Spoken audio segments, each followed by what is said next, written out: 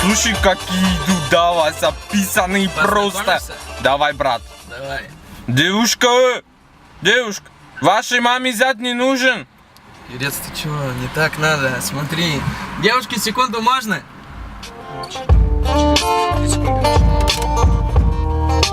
Сейчас.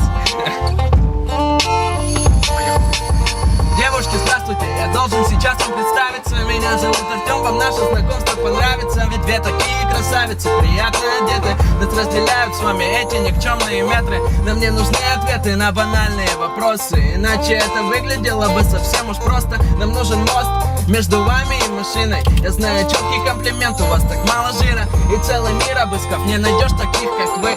Соблазнительные дамы редкой красоты.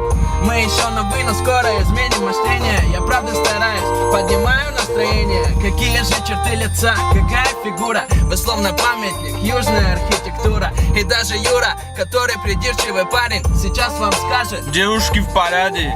и это не вода, это правдивые строки. И вы меня не бойтесь, не выжму ваши я соки. Вы точно в шоке, и я надеюсь, что приятно. Голова кругом, и ноги становятся ватой. Да я смотрю без мата, вы без слов красноречивы. Я прям ушатан этим взглядом ангельской девы. И все так мило, предлагаю присесть в машину. Все будет хорошо, смотрите на это обширно. Мы можем просто прогуляться или сесть в кафе. Кальяны, это уж нам по душе. А позже ночью мы будем кататься по городу. Вас устроит, что действий по этому поводу?